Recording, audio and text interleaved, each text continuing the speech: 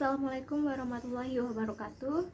Nama saya Ana Zakia, NIM 18220063. Tujuan saya untuk membuat video ini untuk tugas UTS ujian tengah semester tentang hukum perusahaan, di mana saya akan menjelaskan jawaban dari soal-soal dari hukum perusahaan, yaitu saya menjawab nomor 5, 6, 8, 10, dan 11. Yang pertama nomor 5, yaitu yang pertama, yang A, apa yang disebut dengan firma? Penjelasan dari firma ada dalam pasal 16 Kitab Undang-Undang Hukum Dagang atau KUHD, di mana yaitu persekutuan perdata yang didirikan untuk menjalankan perusahaan dengan nama yang bersama. Yang B, bagaimana pertanggungjawaban anggota firma? Tanggung jawab dalam firma adalah tanggung jawabnya itu untuk semua persero firma, atau disebut dengan tanggung jawab perentengan, di mana maksud dari tanggung jawab perentengan itu yaitu setiap persero anggotanya itu diberikan kewenangan untuk bertindak secara langsung tanpa adanya persetujuan dari firma yang lain gitu. Yang C, soalnya bagaimana tata cara pendirian firma? Untuk tata cara pendirian firma sendiri itu ada 4 cara. Yang pertama yaitu atas kesepakatan bersama, berdasarkan kesepakatan. Yang kedua yaitu dari 2 orang atau lebih. Yang ketiga yaitu bisa menggunakan akta dan tidak juga menggunakan akta. Jadi bisa untuk menggunakan akta dan juga tidak menggunakan akta juga bisa. Dan yang terakhir, dalam mendirikan firma untuk menggunakan akta, itu pengesahan aktanya itu melalui Kementerian Hukum dan Hak Asasi Manusia atau HAM. Yang D, soalnya bagaimana status hukum firma? Status hukum firma atau yang disebut dasar hukum firma ada dalam Kitab Undang-Undang Hukum Dagang atau KUHD, pasal bagian 2, pasal 16 sampai 35, dan ada dalam Kitab Undang-Undang Hukum Perdata atau KUHP pasal 16 sampai pasal 16.618 sampai 1652.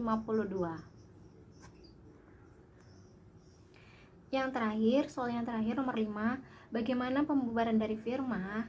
Untuk pembubaran dari firma sendiri ini ada 4 cara, yaitu yang pertama, pembubarannya itu dalam jangka waktu pendiriannya berakhir. Jadi ada kayak perjanjian di mana kapan berakhirnya pembubaran firma ini gitu. Yang kedua yaitu musnahnya barang atau telah diselesaikannya usaha yang menjadi tujuan. Yang ketiga yaitu kehendak dari seseorang atau beberapa orang sekutu. Dan yang terakhir, jika pembubaran firma itu ada salah satu seorang itu yang meninggal, salah satu seorang sekutunya itu meninggal atau di bawah pengampuan dan dinyatakan pailit, maka itu bisa untuk dibubarkan firmanya. Nah, selanjutnya saya akan menjawab soal nomor 6, yang A, yaitu apa yang disebut dengan CV. CV atau yang disebut dengan persekutuan komanditer adalah firma yang mempunyai satu atau beberapa orang sekutu komanditer. Itu disebut dengan CV. Nah, untuk yang soal B, 6B, yaitu bagaimana pertanggungjawaban anggota CV. Anggota CV sendiri terdiri ada 2, ada sekutu aktif dan sekutu pasif. Sekutu aktif bertanggung jawab sampai dengan harta pribadi. Sekutu aktif bertindak dalam menjalankan CV atau perusahaan, kepengurusan, dan melakukan perjanjian atau hubungan hukum dengan pihak yang ketiga. Sedangkan sekutu yang pasif hanya bertanggung jawab sebesar modal yang telah disetorkan ke dalam CV tersebut tadi. Yang C, bagaimana tata cara pendirian CV? Nah, untuk tata cara pendirian CV ada 4 cara, yaitu yang pertama, pembuatan anggaran dasar yang dituangkan dalam akta pendirian. Yang kedua, minimal pendiriannya itu ada 2 orang, yaitu penyuplai modal, yang kedua mengurus dan mengelola perusahaan, yang ketiga atas dasar kesepakatan dari pihak yang mau mendirikan usaha. Nah, itu tadi ada dalam pasal 15 KUHD. Yang keempat, yang terakhir, yaitu akta notarisnya harus berbahasa Indonesia. Nah, untuk soal selanjutnya yaitu bagaimana status hukum CV. Status hukum CV yaitu ada dalam dasar hukum Kitab Undang-Undang Hukum Dagang pasal 19, 20, 21 serta 32 Kitab Undang-Undang Hukum Dagang. Nah, soal selanjutnya yaitu bagaimana berakhirnya CV. Nah, berakhirnya CV atau yang disebut dengan pembubaran CV yaitu ada dalam pasal 31 Kitab Undang-Undang Hukum Dagang, yang mana yaitu yang pertama yaitu berakhirnya jangka waktu yang ditetapkan dalam anggaran dasar atau akta pendirian. Yang kedua, sebelum berakhirnya jangka waktu yang ditetapkan akibat pendirian diri atau pemberhentian sekutu. Yang ketiga yaitu akibat perubahan anggaran dasar atau akta pendirian. Nah, untuk soal yang terakhir, yang F, yaitu bagaimana sih tanggung jawab para sekutu dengan pihak ketiga. Nah, pertanggungjawaban sekutu dalam hal perbuatan hukum seorang sekutu yang dilakukan dengan pihak ketiga hanya mengikat sekutu yang bersangkutan saja dan tidak mengikat sekutu-sekutu yang lainnya. Hanya orang yang sekutu satu tadi saja yang bertanggung jawab, tidak perlu sekutu-sekutu yang lainnya. Nah, selanjutnya saya akan menjawab soal dari nomor 8, yaitu yang A, apa yang disebut dengan PT. PT atau yang dikenal dengan perseroan terbatas adalah perusahaan yang modalnya terdiri dari saham-saham dan tanggung jawab dari sekutu pemegang saham terbatas yang sesuai dengan jumlah saham yang dimilikinya. Nah, untuk soal selanjutnya, bagaimana sih pertanggungjawaban PT untuk pemegang perseroan terbatas atau PT? Tanggung jawabnya tidak bertanggung jawab secara pribadi atas perikatan yang dibuat atas nama perseroan dan tidak bertanggung jawab atas kerugian perseroan melebihi saham yang dimilikinya. Nah, untuk soal selanjutnya, bagaimana pendirian PT? Untuk pendirian PT yaitu membutuhkan izin-izin seperti surat-surat keterangan domisili dari perusahaan, yang pertama. Yang kedua yaitu nomor pokok wajib pajak atau NPWP dari perusahaan. Yang ketiga yaitu nomor SIUP, yaitu surat izin untuk perusahaan. Yang keempat yaitu tanda daftar perusahaan atau TDP. Yang kelima yaitu pengusaha kena pajak atau PKP. Nah, untuk soal selanjutnya yaitu bagaimana status hukum PT. Nah, status hukum PT yaitu dasar hukum PT ada dalam peraturan pemerintah yang tertulis dalam Undang-Undang Nomor 40 Tahun 2007. Di dalam undang-undang tersebut terdapat beberapa syarat pendirian PT secara formal. Selanjutnya yaitu bagaimana pembubaran PT. Untuk pembubaran PT yaitu atau berakhirnya PT yaitu ada 6, yaitu yang pertama berdasarkan keputusan RUPS atau rapat umum pemegang saham. Yang kedua yaitu karena jangka waktu berdirinya yang ditetapkan dalam anggaran dasar telah berakhir. Yang ketiga yaitu karena berdasarkan penetapan pengadilan. Yang keempat yaitu dengan dicabutnya kepailitan berdasarkan putusan pengadilan niaga yang telah mempunyai kekuatan hukum tetap. Harta pailit perseroan tidak cukup untuk membayar biaya kepailitan tersebut tadi.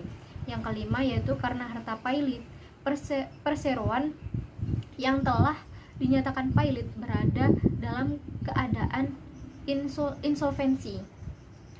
Yang keenam yaitu karena dicabutnya izin usaha perseroan sehingga mewajibkan perseroan melakukan likuidasi sesuai dengan ketentuan peraturan perundang-undangan.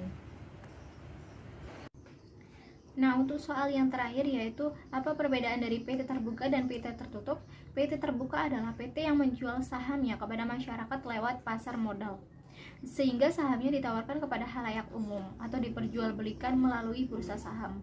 Sedangkan PT yang tertutup adalah PT yang mempunyai modal hanya kalangan tertentu, biasanya dari keluarga dan kerabat, sehingga tidak diperjualbelikan kepada khalayak umum. Nah, selanjutnya saya akan menjelaskan dari soal nomor 10, yaitu apa sih yang disebut dengan BUMN. Pengertian dari BUMN ada dalam Undang-Undang Nomor 19 Tahun 2003, yaitu tentang Badan Usaha Milik Negara atau BUMN adalah badan usaha yang seluruhnya atau sebagian besar modalnya dimiliki oleh negara melalui penyertaan secara langsung yang berasal dari kekayaan negara yang dipisahkan. Selanjutnya yaitu yang B, bagaimana pertanggungjawaban anggota BUMN. Tentu pertanggungjawaban anggota BUMN yaitu ada dalam pasal 97 ayat 5, yaitu di mana mengatur bahwa anggota direksi tidak dapat dipertanggungjawabkan atas kerugian perseroan apabila dapat membuktikan yang pertama yaitu kerugian tersebut bukan karena kesalahan atau kelalaiannya. Yang kedua yaitu telah melakukan pengurusan dengan iktikat baik dan kehati-hatian untuk kepentingan dan sesuai dengan maksud dan tujuan perseroan. Yang ketiga atau yang C yaitu tidak mempunyai benturan kepentingan baik langsung maupun tidak langsung atas tindakan pengurusan yang mengakibatkan kerugian. Dan yang terakhir yang D, telah mengambil tindakan untuk mencegah timbul atau berlanjutnya kerugian tersebut. Yang artinya yaitu jika anggota direksi telah dapat membuktikan secara kumulatif dari 4 syarat tadi, demi hukum, jangankan pertanggungjawaban pidana, pertanggungjawaban pribadi secara perdata pun tidaklah dapat diterapkan terhadapnya. Selanjutnya yaitu bagaimana pendirian BUMN. Pembentukan BUMN atau persero melalui penyertaan modal negara. Nah, sudah disebutkan tadi bahwa BUMN tadi berasal dari uang atau kekayaan dari negara yang dipisahkan. Dalam konsep hukum perseroan pemisahan kekayaan negara yang kemudian dimasukkan dalam modal persero disebut sebagai penyertaan modal. Nah, dalam konsep hukum publik atau hukum administrasi, penyertaan modal negara adalah pemisahan kekayaan negara. Untuk itu diperlukan prosedur administrasi sesuai dengan aturan-aturan pengelolaan kekayaan negara berdasarkan ketentuan pada pasal 1 angka 7 nomor 4 PP nomor 44 tahun 2005 tentang tata cara penyertaan dan penyatausahaan modal negara pada BUMN dan perseroan terbatas, bahwa penyertaan modal negara adalah pemisahan kekayaan negara dari anggaran belanja dan pendapatan negara atau penetapan cadangan perusahaan atau sumber lain untuk dijadikan sebagai modal BUMN dan atau perseroan terbatas lainnya dan dikelola secara korporasi. Nah, untuk selanjutnya yaitu status hukum BUMN, yaitu ada dalam pasal 33 Undang-Undang Dasar Negara Republik Indonesia tahun 1945, utamanya yaitu pada ayat 2 dan ayat 3. Yang kedua yaitu Undang-Undang Nomor 19 Tahun 2003 tentang Badan Usaha Milik Negara atau BUMN. Yang ketiga yaitu Peraturan Pemerintah Nomor 45 Tahun 2005 tentang pendirian, pengurusan, pengawasan, serta pembubaran badan usaha milik negara. Soal selanjutnya yaitu bagaimana pembubaran dari BUMN. Nah, pembubaran BUMN ditetapkan dengan peraturan pemerintah pada pasal 79 bagian pertama yaitu dan sampai pasal 79 sampai pasal 81, yaitu yang pertama pembubaran persero karena keputusan RUPS diusulkan oleh menteri kepada presiden disertai dengan dasar pertimbangan setelah dikaji bersama dengan menteri keuangan. Yang kedua yaitu pengkajian terhadap rencana pembubaran Persero sebagaimana dimaksud pada ayat 1 tadi, dapat mengikut sertakan menteri teknis, menteri lain dan atau pimpinan instansi lain yang dipandang perlu dengan atau tanpa menggunakan konsultan independen.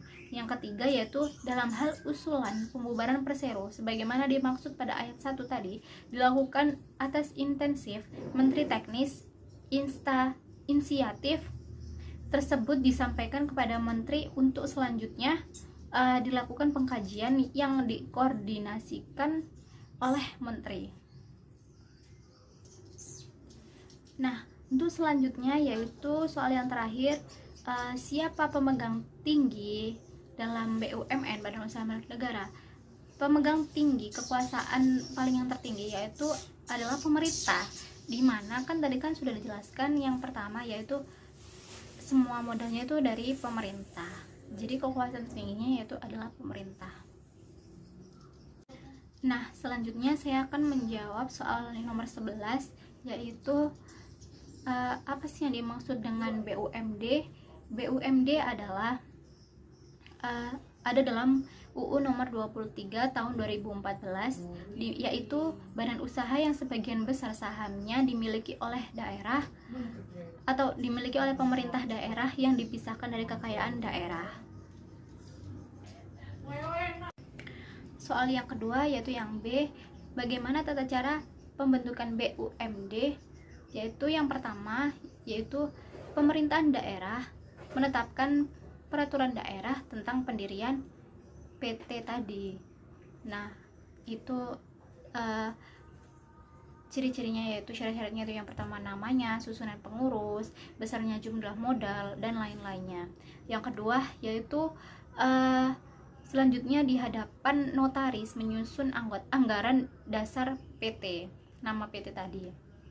Yang ketiga yaitu setelah PT tersebut mendapat persetujuan dari Menkumham, Menteri Menkumham, maka Pemda menetapkan perda tentang penyertaan modal pada PT tersebut tadi. Hal yang perlu ditegaskan adalah bahwa besarnya penyertaan modal sebaiknya disesuaikan dengan analisis investasi yang disusun oleh pengelola investasi dibantu oleh penasihat investasi. Hal ini diatur dalam pasal 15 sampai 16 Permendagri 52/2012 tentang pedoman pengelolaan investasi daerah. Yang keempat, yang terakhir yaitu selanjutnya berdasarkan peraturan daerah tentang penyertaan modal tersebut. Pemerintah daerah mengalokasikan penyertaan modal di Ranperda APBD pada pengeluaran pembiayaan.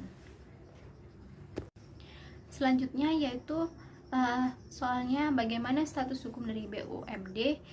Masa sekarang ini BUMD sudah memiliki payung hukum yang jelas sehingga segala variabel yang terkait mengenai pelaksanaan BUMD sudah tertuang dalam Undang-Undang Nomor 23 Tahun 2014 tentang pemerintahan daerah atau Undang-Undang Pemerintah Daerah maupun Peraturan Pemerintah Nomor 54 Tahun 2017 tentang BUMD atau PP. Peraturan pemerintah BUMD mengatur bahwa bentuk hukum dari perusahaan BUMD adalah perusahaan umum daerah atau Perumda dan perusahaan perseroan daerah atau Perseroda.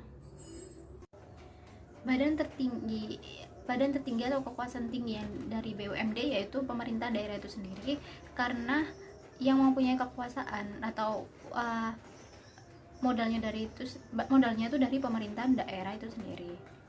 Terima kasih. Wassalamualaikum warahmatullahi wabarakatuh.